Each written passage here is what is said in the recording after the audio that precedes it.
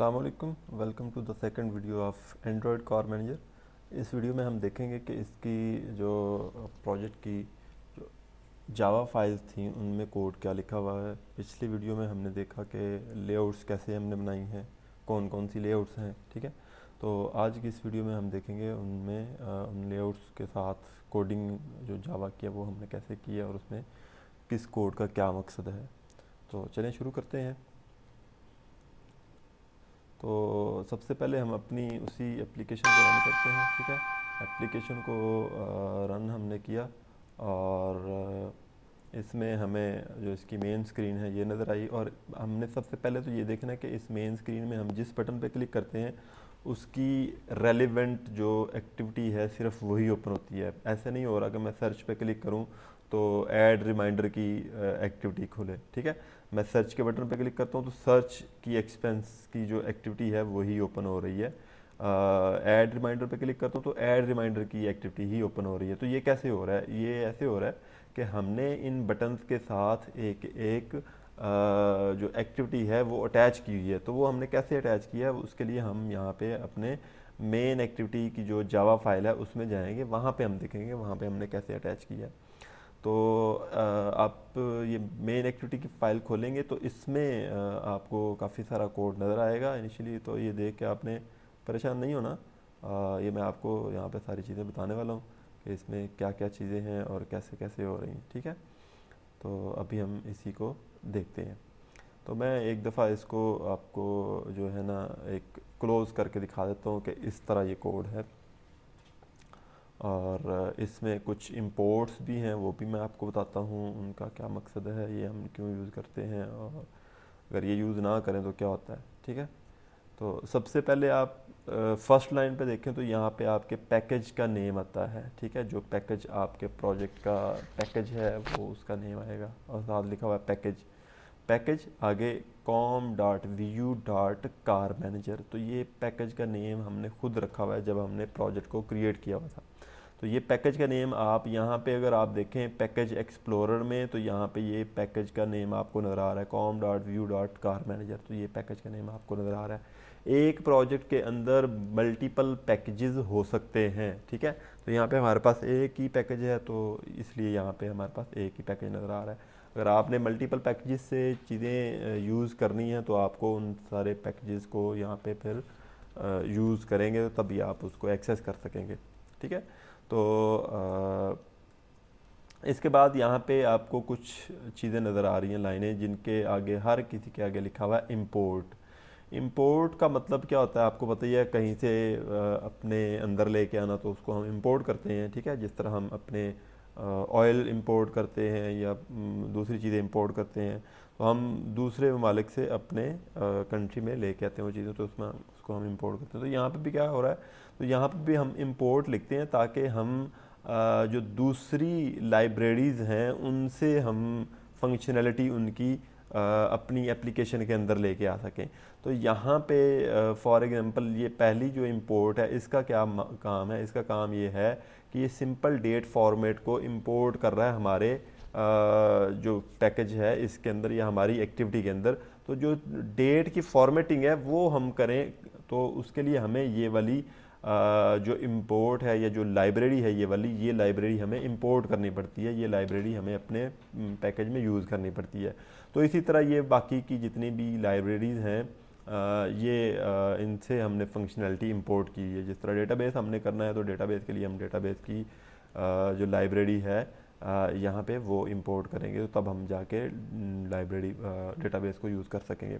जिस तरह ringtone manager है तो वो हम रिंगटोन मैनेजर की एक्टिविटी को यूज़ करके तो अपनी रिंगटोन चला सकेंगे। जब अब आप देखते हैं जब रिमाइंडर आपको आता है तो साथ रिंगटोन भी उसका अलार्म भी चलता है, तो उसके लिए हमने यहाँ पे रिंगटोन मैनेजर को यूज़ किया हुआ है, ठीक है। तो इसी तरह ये बाकी की भी इंपोर्ट्स हमने यूज़ की हैं इसलिए ताकि हम अपने एप्लीकेशन की एप्लीकेबिलिटी को या इसकी जो वर्किंग है इसको एनहांस कर सकें। अच्छा, इसमें एक आप यहाँ पे ये देखें एक इंपोर्ट ये वाली है, इसके नीचे ये येलो अंडरलाइन है, बाकियों के नीचे अंडरलाइन कोई नहीं है, बाकी ठीक है।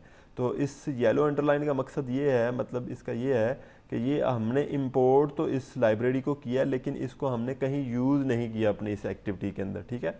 तो इसको अगर आप डिलीट भी कर दो तो फिर भी कोई मसला नहीं होगा। बाकियों को अगर किसी को डिलीट करेंगे तो आपकी फंक्शनैलिटी पे इशू आएगा। फॉर एग्जांपल जिस तरह मैं ये एसक्यूएलाइट डेटाबेस मैनेजर की एक जो इंपोर्ट है इसको कट करता हूँ तो यहाँ पे देखें एसक्यूएलाइट डेटाबेस के नीचे उसने रेड अंडरलाइन दे दिया और यहाँ पे भी ये इसने एरर सारे दे दिए जहाँ जहाँ पे ये हमारी इंपोर्ट काम कर रही थी, ठीक है।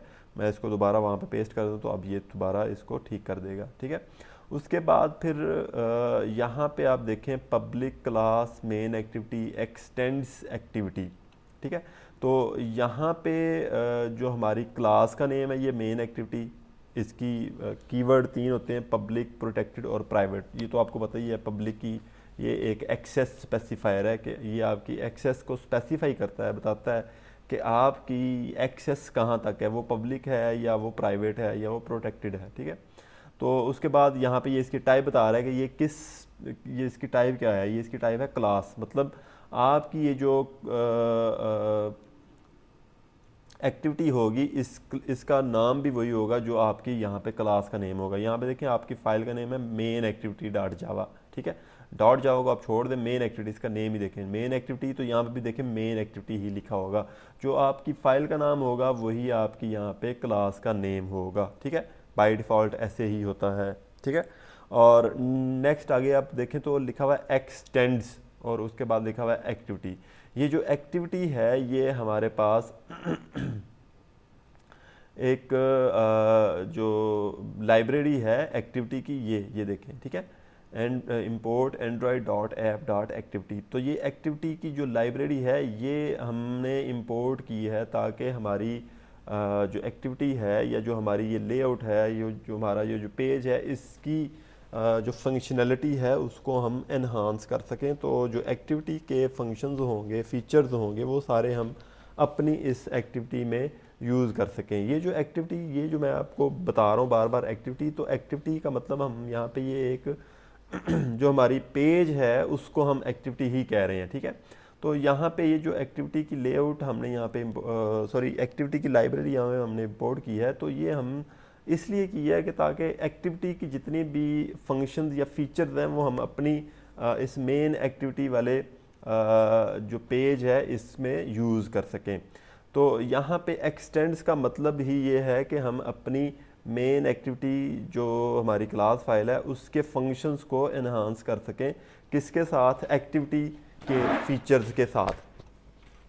तो यहाँ पे जो एक्सटेंड्स का कीवर्ड है ये इनहेरिटेंस का काम कर रहा है। जब भी हमने इनहेरिटेंस करनी होती है तो हम एक्सटेंड्स यूज़ करते हैं, इनहेरिट करना होता है, ठीक है। कुछ चीज़ों को तो हम एक्सटेंड्स यूज़ करते हैं। तो इनहेरिटेंस में 2 चीज़ें होती हैं, एक मेन क्लास होती है और एक सब क्लास होती है, या एक पेरेंट क्लास होती है और एक चाइल्ड क्लास होती है। तो एक्सटेंड्स कीवर्ड के राइट साइड पे जो होगी वो आपकी मेन क्लास होगी या वो पेरेंट क्लास होगी, ठीक है। और इस एक्सटेंड्स कीवर्ड के लेफ़्ट साइड पे जो होगी वो आपकी चाइल्ड क्लास होगी या वो आपकी सब क्लास होगी, ठीक है। ये आपने याद रखना है। ये नेक्स्ट मैं नहीं बताऊंगा, ये यहाँ पे ही मैं बताने वाला हूँ। और इसके बाद बाकी सारी चीज़ें ऐसे ही होंगी, ठीक है। उनमें सिर्फ ये आपकी जो एक्टिविटी जो क्लास फाइल का नेम होगा वही चेंज होगा, वो जो आपकी फाइल का नेम होगा वही आपकी यहाँ पे क्लास का नेम होगा। बाकी ये लाइन ऐसे ही रहेगी, ये भी लाइन ऐसे रहेगी, ऊपर जो हमने डिस्क्राइब कर दिया इतना सारा ये भी ऐसे ही होगा। और उसके बाद यहाँ पे हमने एक अदद एसक्यूएलाइट डेटाबेस का जो है वो ऑब्जेक्ट क्रिएट किया है, ठीक है। इंस्टेंस एक क्रिएट किया है जिसका हमने नाम रखा है DB। और उसके बाद हमने यहाँ पे एक स्टैटिक स्ट्रिंग टाइप वेरिएबल हमने बनाया है और उसको हमने पब्लिक रखा है और उस वेरिएबल का नाम हमने रखा है DB_name। और इस DB_name को हमने वैल्यू पास की है DB_car manager। तो ये हमने अपने डेटाबेस का नेम रखा हुआ है, ठीक है, DB_car manager। और इसको हमने नेम को हमने एक वेरिएबल DB_name में स्टोर करवा दिया। अब जब भी हम अपने डेटाबेस को यूज़ करेंगे तो हम ये नाम नहीं लिखेंगे, हम इस DB_name के वेरिएबल को कॉल करेंगे तो ऑटोमेटिकली ये वाला नाम हमारे पास कॉल हो जाएगा, ठीक है। तो इसके बाद यहाँ पे नेक्स्ट लाइन पे आप देखें तो ये आपके पास public, protected, void on create, ये ऑन क्रिएट का फंक्शन है। ये ऑन क्रिएट का फंक्शन जो है ये जब भी हम एक्टिविटी यूज़ करेंगे, एक्सटेंड करेंगे एक्टिविटी, तो हमें ऑन क्रिएट का फंक्शन ऑटोमेटिकली बाय डिफ़ॉल्ट मिल जाएगा बना बनाया। तो ऑन क्रिएट का फंक्शन जो है ये कॉल कब होता है, जब भी आपकी एक्टिविटी जो है वो कॉल होती है या क्रिएट होती है या आपको एक्टिविटी अपनी नज़र आती है, तो तब ये ऑन क्रिएट का फंक्शन रन होता है। तो इसके ये इतना हमने जो इसके फंक्शन हैं यहाँ पे ये हमने कॉल किए हुए हैं, ठीक है। जो हमने नीचे फंक्शन ये 3 बनाए हैं, 2 ये हमने कॉल किए हैं, और ये इतना जो काम है ये खुद ही ये करके हमें देता है। जब हम एक्टिविटी क्रिएट करते हैं तो ये ऑन क्रिएट का फंक्शन जो है ये हमें बना बनाया मिलता है, और इसके अंदर हम जो बाय डिफ़ॉल्ट फर्स्ट टाइम देखना हम चाहते हो तो वो हम यहाँ पे कॉल करवा लेते हैं अपनी मर्ज़ी के अकॉर्डिंग, तो वो हमें फिर स्क्रीन पे नज़र आ जाता है। जिस तरह हमने यहाँ पे देखा है कि ये डीबी जो हमने यहाँ पे ऑब्जेक्ट इसका बनाया था, और इसको हमने कहा है कि जी इसके अंदर डेटाबेस को क्रिएट कर दे या क्रिएट नहीं करना, या मतलब अगर ऑलरेडी क्रिएटेड है तो फिर उसको ओपन कर दे, ठीक है। ओपन आर क्रिएट डेटाबेस ये फंक्शन है, और इसके 3 पैरामीटर्स होंगे। एक डेटाबेस का नेम, ठीक है, डीबी अंडरस्कोर नेम, जो हमने यहाँ पे डीबी नेम का वेरिएबल यूज़ करके तो उसको हमने इस्तेमाल किया हुआ है। तो उसके बाद इसका मोड है, तो मोड अंडरस्कोर प्राइवेट ये कीवर्ड है, तो ये हम ऐसे ही हम कीवर्ड यूज़ करेंगे। और इसका जो थर्ड इसका पैरामीटर है वो हम नल ही इसको देंगे। उसके बाद हमने नेक्स्ट जो हमारा यहाँ पे देखें गेट रिमाइंडर्स का एक फंक्शन है, तो गेट रिमाइंडर्स का ये फंक्शन हमने यहाँ पे बनाया हुआ है। तो यहाँ पे हम गेट रिमाइंडर्स का फंक्शन कॉल कर लेते हैं। जो ही हमारी एप्लीकेशन रन होती है तो हमारी मेन स्क्रीन जो है या मेन एक्टिविटी जो है वो हमारे सामने आती है, तो उसके सामने आने से ये गेट रिमाइंडर का जो फंक्शन है ये रन होता है, और इसके रन होने से जो रिमाइंडर्स हैं वो हमें मिलते हैं। और उसके बाद क्रिएट डेटाबेस का जो फंक्शन है वो भी हमने बनाया हुआ है, ठीक है। इसको हम पहले क्रिएट डेटाबेस को हम पहले यूज़ करेंगे और गेट रिमाइंडर्स को बाद में यूज़ करेंगे। तो क्रिएट डेटाबेस के फंक्शन के नाम से ही आपको पता है कि क्रिएट कर रहा है किसको, डेटाबेस को, ठीक है। यहाँ पे देखें ये क्रिएट डेटाबेस है, तो इसमें क्या है, हमने एक क्यूरी लिखी है टेबल को क्रिएट करने के लिए, और उसके बाद उस क्यूरी को एग्जीक्यूट करवा दिया db.exec एसक्यूएल के फंक्शन के थ्रू, और उस क्यूरी को हमने यहाँ पे पास कर दिया जो क्यूरी हमने ऊपर लिखी है। इसी तरह 2 टेबल्स हमने यहाँ पे बनाए हैं, एक एक्सपेंस का टेबल है और दूसरा रिमाइंडर्स का टेबल है, ठीक है। और उन दोनों को फिर हमने एग्जीक्यूट करके टेबल्स को क्रिएट करवा दिया है। तो अगर आप देखें तो ये एक्सपेंस का जो टेबल है इसके आगे कॉलम्स अगर आप देखें तो अंडरस्कोर आईडी जो है ये इंटीजर टाइप है, और ये ऑटो इंक्रीमेंट है, और इसको हमने प्राइमरी की रखा हुआ है। फिर एक्सपेंस कैटेगरी जो है इसकी टाइप हमने टेक्स्ट रखी है, और फिर एक्सपेंस डिटेल का जो कॉलम है इसकी टाइप भी टेक्स्ट रखी है, और फिर एक्सपेंस अमाउंट जो कॉलम है इसकी टाइप इंटीजर रखी है, और एक्सपेंस डेट की टाइप भी हमने टेक्स्ट ही रखी है। यहाँ पे जो डेट की टाइप है वो टेक्स्ट ही रखते हैं, ठीक है। तो यहाँ पे डेट की कोई स्पेसिफिक डेटा टाइप नहीं है। तो इसी तरह नेक्स्ट जो रिमाइंडर का टेबल है इसमें भी रिमाइंडर डेट की टाइप टेक्स्ट रखी है, डिटेल की टाइप भी हमने टेक्स्ट रखी है, और टाइटल की टाइप भी टेक्स्ट रखी है। और नेक्स्ट आप अगर आप देखें तो अंडरस्कोर आईडी का जो कॉलम है उसकी हमने टाइप इंटीजर रखी है, और उसके साथ उसको ऑटो इंक्रीमेंट भी किया और उसको प्राइमरी की भी सेट किया हुआ है, ठीक है। और इसी तरह आप गेट रिमाइंडर का अगर आप टेबल देखें तो इसमें ये फंक्शन जो है हमने गेट रिमाइंडर्स का जो बनाया हुआ है उसमें हमने पहले तो डेट को फॉर्मेट किया है कि जो डेट है वो हमारी फॉर्मेट हो पहले ईयर, फिर मंथ और फिर डे के हिसाब से। और उसके बाद फिर हमने एक क्यूरी यूज़ किया, select title detail from reminder table where reminder date equals reminder date. तो ये रिमाइंडर डेट है हमारे पास, ठीक है। आज की जो डेट है उसको हमने यूज़ कर लिया है कि जो आज की डेट के अकॉर्डिंग जितने भी रिमाइंडर्स होंगे वो उन सबको सिलेक्ट करके तो रन करवा देगा, ठीक है। उसके बाद फिर हमने यहाँ पे साउंड जो है वो चलाने के लिए साउंड की URI हमने यूज़ की है, और उसको हमने नोटिफिकेशन बनाया है, और रिंगटोन मैनेजर जो है उसको यूज़ करके हमने जो नोटिफिकेशन है उसकी रिंगटोन सेट की है। और उसके बाद फिर नोटिफिकेशन हमने उसका एक ऑब्जेक्ट बनाया है एम नोटिफिकेशन के नाम से, और उसके बाद उस नोटिफिकेशन का हमने जो रिमाइंडर टाइटल है वो सेट किया है, कहाँ से लेके, इस रिमाइंडर टाइटल से लेके जो हमने अपनी क्यूरी से एक्सेस किया है, ठीक है। और रिमाइंडर की डिटेल भी हमने वहाँ से ही क्यूरी के जो डिटेल हमने उसकी एक्सेस की है डेटाबेस से, उसको हमने यहाँ पे यूज़ कर लिया। और उसके बाद सेट स्मॉल आइकन, हमने उसका आइकन भी छोटा सा रखा हुआ है अपनी रिमाइंडर का, तो वो हमने आइकन जो रखा है वो अपने जो एप्लीकेशन का आइकन है वही हमने यूज़ किया है, IC_launcher, हमारा जो लॉन्चर है उसका ही आइकन हमने यूज़ किया है। और सेट साउंड जो है उसको हमने साउंड URI के जो हमने यहाँ पे साउंड URI बनाई थी साउंड सुनाने के लिए, तो वो हमने सेट साउंड के तौर पे हमने उसके पैरामीटर को पास कर दिया। और उसके बाद नोटिफिकेशन मैनेजर हमने क्रिएट किया और उसको फिर हमने सर्विस के साथ अटैच कर दिया है, किसकी, नोटिफिकेशन सर्विस के साथ। फिर हमने उसको कहा है कि जी इसका जो नोटिफिकेशन है उसको आप नोटिफाई करवा दो जब भी ये हमारी एप्लीकेशन जो है ये रन होगी। तो ये हमारे पास रिमाइंडर्स का जो फंक्शन था वो था, उसमें क्या क्या चीज़ें हैं वो सारी आपने देखी। और इससे पहले क्रिएट डेटाबेस का फंक्शन था, उसमें भी जो चीज़ें थी वो आपने देखी। अब जो काम है हमारे पास यहाँ पे कि हर बटन पे क्लिक करने से उसके अकॉर्डिंग हम उसके फंक्शन उसकी एक्टिविटी पे या उसके पेज पे चले जाते हैं। तो वो कैसे होता है, तो उसके लिए हमें यहाँ पे ये देखें, ये कुछ जो है हमने फंक्शंस बनाए हैं, कितने हैं, 1 2 3 4 5 6 फंक्शंस हैं। तो यहाँ पे कितने बटन हैं, 6 बटन हैं। तो हर बटन के साथ हमने एक फंक्शन अटैच किया हुआ है। सबसे पहले देखें लोड रिकॉर्ड एक्सपेंस एक्टिविटी, जब हम इस रिकॉर्ड एक्सपेंस वाले बटन पे क्लिक करते हैं तो ये लोड रिकॉर्ड एक्सपेंस एक्टिविटी वाला फंक्शन जो है ना ये कॉल होता है।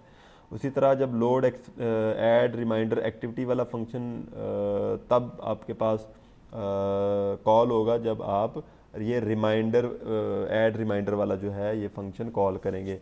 इसी तरह चार्ट एक्टिविटी वाला जो फंक्शन है ये तब कॉल होगा जब आप स्टैटिस्टिक्स ग्राफ वाला जो बटन है इस पर क्लिक करेंगे।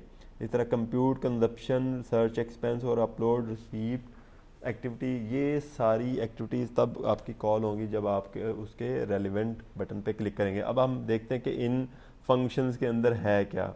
इन फंक्शंस के अंदर सिर्फ दो लाइनें लिखी हैं, ठीक है, एक लाइन और ये 2 लाइनें ऐसे ही हैं। इनमें सिर्फ एक चीज़ चेंज होगी, वो ये वाली एक्टिविटी का नेम चेंज होगा। जिस एक्टिविटी पे आपने जाना है उस एक्टिविटी का नाम हम यहाँ पे लिखेंगे।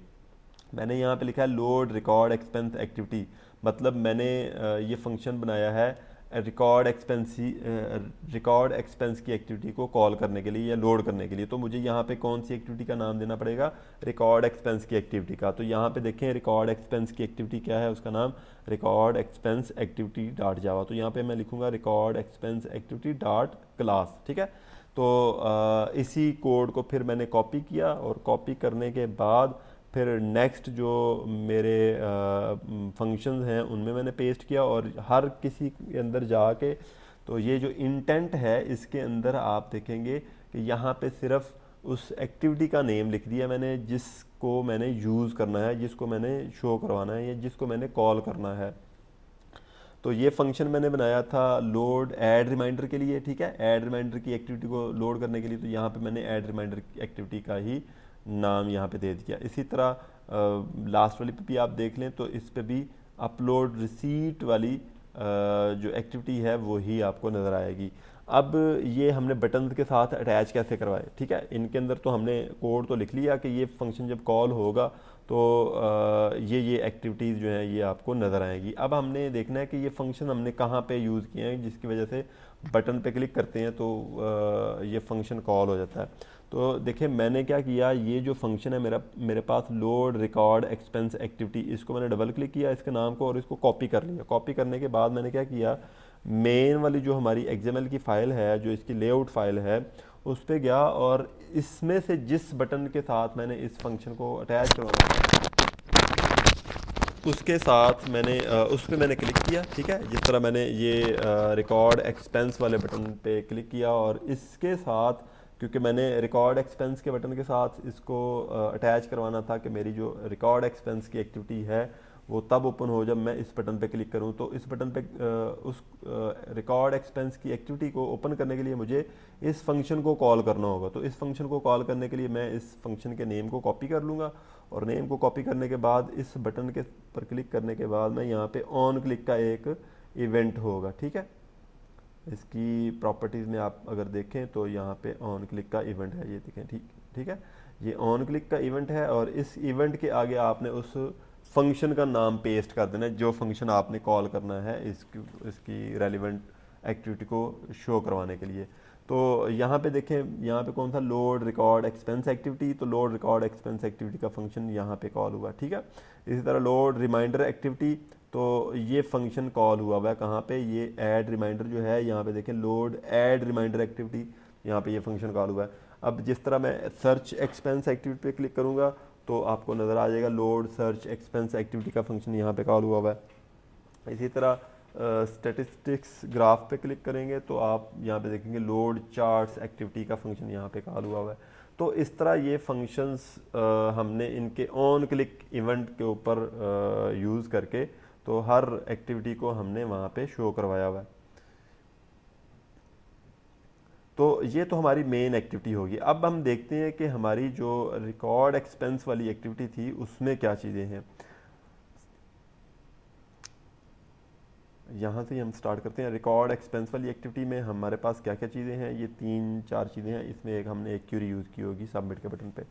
तो हम यहाँ पे देखते हैं रिकॉर्ड एक्सपेंस एक्टिविटी, ठीक है। इसको हम ओपन करते हैं जावा फाइल को।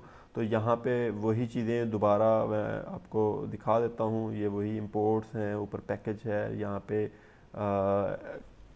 क्लास का नेम है, ठीक है, हमारी जो जावा क्लास फाइल है उसका नेम है, ठीक है।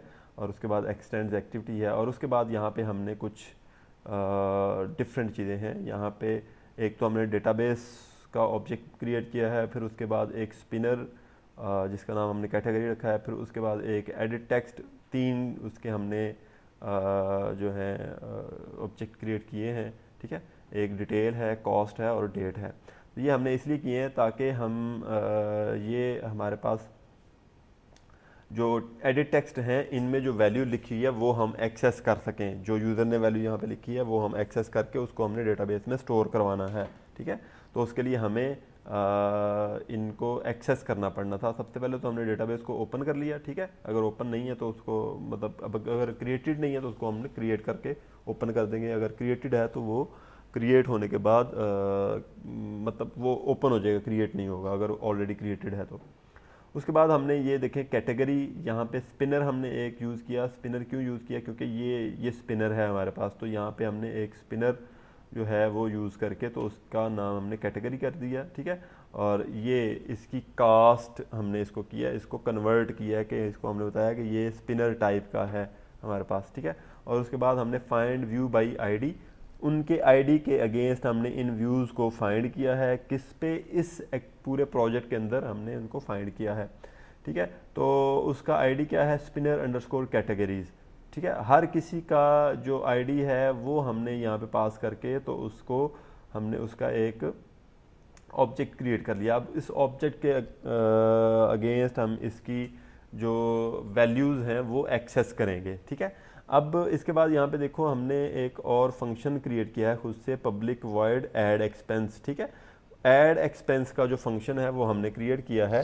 तो ऐड एक्सपेंस के फंक्शन के अंदर क्या है, ऐड एक्सपेंस के फंक्शन के अंदर हमने ये जो 3-4 चीज़ें यहाँ पे क्रिएट की थी, इनकी जो वैल्यूज़ इनमें यूज़र ने डाली थी वो हमने एक्सेस करनी है। वो वैल्यूज़ क्या थी कि कैटेगरी जो हमने यहाँ पे कैटेगरी स्पिनर बनाया हुआ था उसको, उसकी जो वैल्यू सिलेक्टेड थी उसको हमने गेट करके तो क्या किया, इस ई कैट के एक वेरिएबल, स्ट्रिंग टाइप वेरिएबल के अंदर हमने उसको स्टोर करवा लिया। Category dot get selected item, तो जो उसकी आइटम सिलेक्टेड होगी उसको गेट करके तो हमने इस ई कैट के वेरिएबल में डाल दिया। उसी तरह डिटेल, ई डेटा, मतलब E means expense, expense data और एक्सपेंस कॉस्ट, इनको भी हमने क्या किया, इनके अंदर हमने स्टोर करवा दी है। डिटेल की वैल्यू हमने जो है वो गेट की, ठीक है। कहाँ से गेट की, इस टेक्स्ट बॉक्स से या इस एडिट टेक्स्ट से गेट करके, गेट टेक्स्ट के मेथड के थ्रू गेट करके हमने ई डिटेल वाले वेरिएबल में स्टोर करवा दी। इसी तरह डेट और कॉस्ट भी इनमें स्टोर करवा दी। और उसके बाद हमने क्या किया है, हमने इनको चेक किया है कि ये सारे फील्ड्स एम्प्टी तो नहीं हैं, इनमें से कोई फील्ड भी एम्प्टी नहीं होना चाहिए, तब जाके हम अपने डेटाबेस में इसको इंसर्ट करवाएंगे। तो यहाँ पे हमने एक इफ स्टेटमेंट यूज़ की और उसके बाद हमने ई कॉस्ट, ये वाले जो वेरिएबल्स थे हमारे जिनमें हमने डेटा स्टोर करवाया, तो इनको चेक किया कि ये एम्प्टी तो नहीं है। ई कॉस्ट, ये कॉस्ट को हमने चेक किया, ये एम्प्टी तो नहीं है। इज़ एम्प्टी का मतलब है कि ये हमें बूलियन रिटर्न करेगा, अगर एम्प्टी होगा तो हमें ट्रू करेगा रिटर्न, ठीक है, अगर एम्प्टी नहीं होगा तो ये हमें फॉल्स रिटर्न करेगा। तो इनमें से कोई एक भी, अब ये और ऑपरेटर है, ई कॉस्ट और ई डेट और e detail are empty then this message will be shown, ठीक है। तो अगर इनमें से कोई एक भी फील्ड एम्प्टी होगा तो आपको ये वाला मैसेज मिलेगा, ये मैसेज नज़र आएगा। जिस तरह अगर आप देखें तो ये सारे फील्ड्स एम्प्टी हैं, तो मैं क्लिक करता हूँ तो यहाँ पे वो बता रहा है please fill all the fields, तो ये आपको टोस्ट मैसेज नज़र आ रहा है। तो ये टोस्ट मैसेज हमने क्रिएट किया, टोस्ट डॉट मेक टेस्ट, उसके बाद दिस इसका कॉन्टेक्स्ट है, फिर उसके बाद हमने इसका मैसेज, जो मैसेज हमने शो करवाना है, ये डबल कोट्स के अंदर स्ट्रिंग टाइप मैसेज हमने शो करवा दिया। और उसके बाद यहाँ पे टोस्ट की लेंथ हमने उसको दे दी, लेंथ लॉन्ग हमने रख दी, और डॉट शो के मेथड के थ्रू हमने इस टोस्ट को शो करवा दिया। और अगर ये सारे फील्ड्स जो हैं वो फिल्ड हैं, इनमें वैल्यूज़ डली हैं, तो फिर क्या होगा, फिर ये क्यूरी जो है वो एग्जीक्यूट होगी, इंसर्ट इनटू एक्सपेंस टेबल, ठीक है। एक्सपेंस के टेबल के अंदर जो है वो वैल्यूज़ डाले, कौन कौन से कॉलम्स के अंदर, एक्सपेंस कैटेगरी और एक्सपेंस डिटेल, एक्सपेंस अमाउंट और एक्सपेंस डेट के अंदर जो कॉलम्स जो हैं इनके अंदर वैल्यूज़ डाले। ई कैट किसके अंदर जाएगी, ये एक्सपेंस कैटेगरी के अंदर, और ई डिटेल की जो वैल्यू है वो जाएगी एक्सपेंस डिटेल के अंदर, और इसी तरह एक्सपेंस अमाउंट के अंदर वैल्यू आएगी ई कॉस्ट की, और ई डेट की जो वैल्यू है वो आएगी एक्सपेंस डेट के अंदर। और उसके बाद हमने db.exec का जो फंक्शन है वो कॉल किया। उसको कॉल करने के बाद हमने जो क्यूरी लिखी थी वो क्यूरी उसको पास कर दी, तो हमारा इस क्यूरी को एग्जीक्यूट करने से हमारा जो डेटा है वो इंसर्ट हो जाएगा डेटाबेस में। फिर उसके बाद हमने टोस्ट मैसेज शो करवा देगी कि आपका डेटा जो है वो सक्सेसफुली ऐड हो गया है, ठीक है। और उसके बाद फिर हमने जितने भी हमारे फील्ड्स थे उनको एम्प्टी करवा दिए। एम्प्टी करवाने के लिए हम क्या करते हैं, कॉस्ट डॉट सेट टेक्स्ट, और उसको हम नल पास कर देते हैं। उसका जो टेक्स्ट उस पर सेट करना होता है वो हम उसको नल दे देते हैं, तो उससे क्या करता है वो उसका जो एडिट टेक्स्ट है उसको एम्प्टी करवा देता है।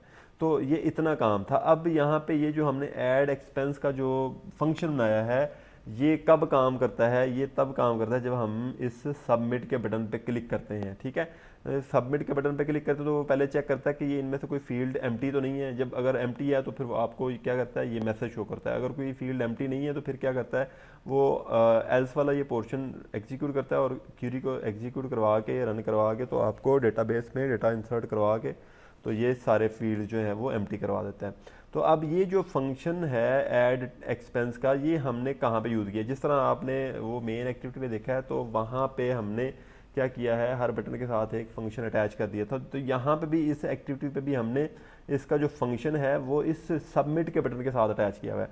अब इसकी जो रिकॉर्ड एक्सपेंस की जो लेआउट है वो हम अब अगर खोलें तो वहाँ पे आपको ये उसके इस बटन के जो सबमिट का बटन है उसके ऑन क्लिक पे आपको ऐड एक्सपेंस का ये जो फंक्शन का नेम है ये आपको नज़र आएगा। मैं रिकॉर्ड एक्सपेंस की लेआउट खोलता हूँ, यहाँ पे इस सबमिट के बटन पे क्लिक करते हैं और यहाँ से इसका ऑन क्लिक का जो इवेंट है वो हम निकालते हैं और उस पर आपको ये ऑलरेडी ऐड एक्सपेंस, यहाँ पे देखें ऐड एक्सपेंस आपको यहाँ पे नज़र आ रहा है, ठीक है। तो इस तरह ये जब हम इस पर क्लिक करते हैं तो ऐड एक्सपेंस का जो फंक्शन है वो कॉल होता है। वो कॉल होने से फिर ये इसके अंदर जो कोड लिखा हुआ है वो एग्जीक्यूट होता है और उसके सीक्वेंस के अकॉर्डिंग इसका रिज़ल्ट फिर हमें मिलता है। तो इस तरह ये रिकॉर्ड एक्सपेंस की जो एक्टिविटी थी वो आपके सामने आपके पास इस तरह काम करती है। नेक्स्ट हम देखते हैं नेक्स्ट कौन सी हमारे पास एक्टिविटी है। नेक्स्ट हमारे पास एक्टिविटी है फॉर एग्जांपल अपलोड रिसीट की, ठीक है। तो ये जो एक्टिविटी है ये एक्टिविटी हमें दो टाइप की इसकी हमें परमिशन भी चाहिए होती है। परमिशन लेने के लिए हम क्या करते हैं, क्योंकि यहाँ पे एक तो जब आप इसको क्लिक करते हैं टेक पिक्चर के लिए तो आप कैमरा यूज़ करते हैं। जब भी आपने कोई हार्डवेयर यूज़ करना होगा तो आपको उसकी परमिशन लेनी पड़ेगी। तो वो परमिशन कहाँ पे लेते हैं, वो परमिशन हम यहाँ पे एंड्रॉयड मैनिफेस्ट फाइल में लेते हैं। जब आप कैमरा यूज़ करते हो तो आपको कैमरा यूज़ करने के लिए परमिशन लेनी पड़ती है। जब आप तस्वीर को सेव करवाते हो तो आप तब भी स्टोरेज को यूज़ कर रहे हो तो तब भी आपको फिर परमिशन लेनी पड़ती है स्टोरेज की। तो यहाँ पे इस परमिशन लेने के लिए हम क्या करते हैं, एंड्रॉयड मैनिफेस्ट फाइल में जाते हैं और यहाँ पे देखें हमने क्या किया है, रीड एक्सटर्नल स्टोरेज और राइट एक्सटर्नल स्टोरेज और फिर उसके बाद यूजेज परमिशन ऑफ कैमरा। ठीक है, ये 3 परमिशन हमने ली हैं, एक कैमरा की परमिशन ली है और एक एक्सटर्नल स्टोरेज को रीड करने की परमिशन ली है और एक एक्सटर्नल स्टोरेज को राइट करने की परमिशन ली है। तो ये जो चीज़ें हैं ये हम ऑलरेडी जो हमारी मैनिफेस्ट फाइल है, ये जो इसकी सेटिंग की फ़ाइल है उसमें हम ये चीज़ें जो परमिशन वगैरह हैं ये हम वहाँ पे ले लेते हैं। यहाँ पे बताने का मकसद आपको ये है कि आपको पता हो कि ये इसमें 2 परमिशन हमने ली हैं, एक एक्सटर्नल स्टोरेज की और एक कैमरे की। ठीक है, तो ये परमिशंस नहीं होंगी तो आपका ये काम नहीं होगा। तो अब हम चलते हैं इसकी अपलोड रिसीप्ट की जो जावा फाइल है उस पर, और यहाँ पे जो हमारे पास लेआउट है उस पर। अब यहाँ पे देखें टेक पिक्चर है, तो इस पे भी वो टेक पिक्चर का ऑन क्लिक के ऊपर टेक पिक्चर का ही इवेंट हमने यूज़ किया हुआ, कैप्चर फ़ोटो। यहाँ पे देखो ऑन क्लिक कैप्चर फ़ोटो, और यहाँ पे देखो कैप्चर फ़ोटो का भी कोई फंक्शन हमने यहाँ पे बनाया होगा। ठीक है, अभी देख लेते हैं यहाँ पे कैप्चर फ़ोटो। ये कैप्चर फ़ोटो का फंक्शन है। ठीक है, तो ये फंक्शन हमने कहाँ पे यूज़ किया हुआ है, टेक पिक्चर के बटन पे, और सेव के बटन पे हमने क्या किया, सेव फ़ोटो का फंक्शन यूज़ किया। तो यहाँ पे देखें सेव फ़ोटो का फंक्शन जो है, ये सेव फ़ोटो का फंक्शन जो है ये भी हमने यहाँ पे यूज़ किया हुआ है। तो इसको भी हम डिटेल से देखते हैं स्टार्ट से ही। और यहाँ पे इसी तरह ये इंपोर्ट्स हैं, इंपोर्ट्स के बाद फिर आपकी क्लास का नेम है और एक्सटेंड एक्टिविटी है, फिर उसके बाद इमेज व्यू है। इमेज व्यू कौन सा है, ये जो आपने यहाँ पे ये इमेज व्यू यूज़ किया हुआ है, इस पर हमने तस्वीर शो करवानी होती है, प्रीव्यूज़ का करवाना होता है शो, इसलिए हमने इमेज व्यू यहाँ पे यूज़ किया। और इस इमेज व्यू के ऊपर हमने क्या किया है, जो इमेज व्यू वहाँ पे यूज़ किया है उसका आईडी हमने यूज़ करके इसको बता दिया कि यहाँ पे हमने ये इमेज व्यू यूज़ किया हुआ है, और इसके साथ फिर हम फर्दर जो काम करना चाहेंगे वो कर सकते हैं।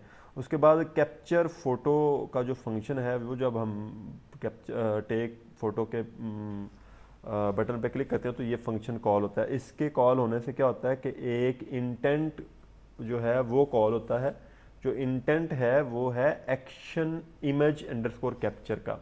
तो ये बाय डिफ़ॉल्ट हमें एंड्रॉयड में ही मिलते हैं, उसका प्रोवाइडर है मीडिया स्टोर में। तो जो हमें ये फंक्शनैलिटी प्रोवाइड करता है कि हम मुख्तलिफ इसमें एक्शंस कर सकते हैं जो बाय डिफ़ॉल्ट हैं। फॉर एग्जांपल हमने कैमरा यूज़ करना है तो हम एक्शन इमेज कैप्चर का फंक्शन यूज़ करेंगे, ये सिर्फ इमेज कैप्चर करने के लिए होगा। अगर आपने वीडियो कैप्चर करनी है तो उसके लिए अलग वीडियो कैप्चर का फंक्शन होगा। ठीक है, अगर आपने कोई और काम करना तो उसके लिए आपके पास यहाँ पे डिफरेंट एक्शंस होंगे। तो यहाँ हमने यहाँ पे पिक्चर कैप्चर करनी, तो यहाँ पे हमें इमेज पिक्चर की जो एक्शन है वही परफॉर्म करना था। उसके बाद स्टार्ट एक्टिविटी फॉर रिजल्ट का हमने जो फंक्शन है इसको कॉल किया, और उसके बाद हमने रिक्वेस्ट किया उसको कैमरे की, और कैमरा का जो इंटेंट है वो हमने इसको पास किया। ठीक है, कौन सा इंटेंट, ये जो हमने इंटेंट बनाया था कैमरा का, वो कैमरा का इंटेंट हमने यहाँ पे इसको पास कर दिया। और यहाँ पे जो रिक्वेस्ट है कैमरे के लिए उसको हमने यहाँ पे कोड एक असाइन कर दिया। ये इंटीजर टाइप कैमरा रिक्वेस्ट का हमने फंक्शन वेरिएबल क्रिएट किया और उसको हमने 100 वैल्यू बाय डिफ़ॉल्ट पास कर दिया। और ये जब भी हमारा 100 वैल्यू वाला रिक्वेस्ट आएगी कैमरे की तो हमें पता चलेगा कि ये हमारी जो रिक्वेस्ट थी अपलोड सीट की वो वाली इसकी रिक्वेस्ट आई है, तो हम उसको फिर कैप्चर कर सकेंगे। तो इसके बाद एक्टिविटी फॉर रिज़ल्ट जो है वो फंक्शन जो है वो ऑन एक्टिविटी रिज़ल्ट के अंदर आपको मिलेगा। यहाँ पे ये थोड़ा सा आपको कोड नज़र आएगा। यहाँ पे क्या है, यहाँ पे हमने इफ़ यूज़ किया हुआ है, if statement, if result code equals request underscore camera. And result code equals okay. अगर तो आपने ओके का बटन प्रेस किया है और जो कैमरा है उसका रिक्वेस्ट कोड जो है वो हमारे कैमरे के रिक्वेस्ट कोड के इक्वल है, ठीक है, तो फिर क्या करेगा, फिर ये बंडल हमारे पास एक आप समझ लें कि डेटा टाइप है, ठीक है, उसका नाम हमने एक्स्ट्रा रखा और उसके बाद हमने डेटा डॉट गेट एक्स्ट्राज। तो जो डेटा हमें यहाँ से मिला ना, ये आप अगर देखें तो ये इंटेंट का जो डेटा है वो जब हमने एक्टिविटी को स्टार्ट किया तो उसने रिज़ल्ट के तौर पे हमें ये डेटा सेंड किया। ये डेटा जो सेंड उसने किया उसको हमने यहाँ पे कैप्चर करके तो गेट एक्स्ट्राज के मेथड के थ्रू हमने उसको इस एक्स्ट्राज में स्टोर कर लिया। और उसके बाद बिट मैप हमने एक इमेज जो है उसके ऊपर बिट मैप टाइप का जो डेटा है वो हमने उसमें कन्वर्ट करना है, तो उसके लिए हमने बिट मैप टाइप वेरिएबल जो है इमेज बिट मैप उसको क्रिएट किया और उसको हमने क्या किया, ये जो एक्स्ट्राज हमने गेट किए थे बंडल से उसको हमने उसका डेटा हमने गेट करके तो इस इमेज बिट मैप पे हमने स्टोर करवा दिया। और उसके बाद इस इमेज बिट मैप को हमने इमेज व्यू जो हमने प्रीव्यू करने के लिए इमेज व्यू बनाया था उसके ऊपर हमने सेट कर दिया इमेज बिट मैप को। तो हमें वो फिर कैप्चर करने के बाद इमेज व्यू के ऊपर डेटा जो है वो नज़र आ जाता है, वो पिक्चर नज़र आ जाती है। उसके बाद फिर हमने सेव फ़ोटो का जो फंक्शन है उसको यूज़ किया और उसको यूज़ करने के बाद हमने जो डेटा था उसकी जो हमारी इमेज थी उसका नाम हमने करंट डेट के हिसाब से रख दिया, ठीक है, डेट और अंडरस्कोर फिर उसका टाइम। और फिर उसके बाद हमने उसकी कैशे जो है उसको ड्राइंग के लिए बिल्ड किया और उसके बाद फिर हमने उस इमेज को जो है डायरेक्टरी के अंदर जो हमारी लाइब्रेरी है उसके अंदर हमने उसको स्टोर किया। और स्टोर करने के लिए हमने उसकी जो फाइल टाइप थी वो .jpg रखा, ठीक है। और उसके बाद फिर हमने उसको फाइल आउटपुट स्ट्रीम के क्लास के थ्रू हमने उसको राइट किया कहाँ पे, हमारी लाइब्रेरी के अंदर। और उसके बाद हमने उसको फाइल आउटपुट स्ट्रीम को हमने क्लोज़ कर दिया। फिर हमने फ़ाइल को स्कैन किया। स्कैन इसलिए किया ताकि वो हमारी बिट मैप ही सिर्फ उसमें स्टोर हो सके, उसके अलावा कोई और डेटा स्टोर ना हो सके, ठीक है। और उसके बाद ये ट्राई कैच ब्लॉक हैं। ट्राई कैच ब्लॉक हम इसलिए यूज़ करते हैं ताकि कोई जो इंटेंशनली कोई अगर हमारी एप्लीकेशन क्रैश होती है तो हमें वो कोई मैसेज बताए, वो हमारी एप्लीकेशन क्रैश ना हो बल्कि वो हमें उसका जो एक्सेप्शन कोई आई है तो उसको वो कैच करके तो हमें उसका मैसेज शो करवा दे। और उसके बाद हमने यहाँ पे इसको बता दिया कि आपकी पिक्चर जो है वो सक्सेसफुली सेव हो गई है। फिर ये स्कैन फाइल का जो मेथड है इसमें उसने क्या किया है, इसमें वो जो डेटा है वो स्कैन किया है जस्ट, और कोई इसमें चीज़ नहीं है। स्कैन इसलिए किया ताकि हमारा जो क्योंकि स्टोरेज में डेटा स्टोर हो रहा है तो वो हमारा डेटा सही स्टोर हो जो हम चाहते हैं। तो ये इसमें हमने आज 2-3 एक्टिविटीज़ को देखा है। नेक्स्ट इंशाल्लाह हम वीडियो में देखेंगे कि बाकी जो 2-3 एक्टिविटीज़ हैं उनमें कैसे काम हो रहा है। आज की वीडियो में हमने देखा है मेन स्क्रीन को, उसके बाद रिकॉर्ड एक्सपेंस को और अपलोड सीट को, ठीक है। और नेक्स्ट वीडियो में हम इंशाल्लाह इन चारों को कवर कर लेंगे। तब तक इजाज़त दीजिएगा। अल्लाह हाफिज़।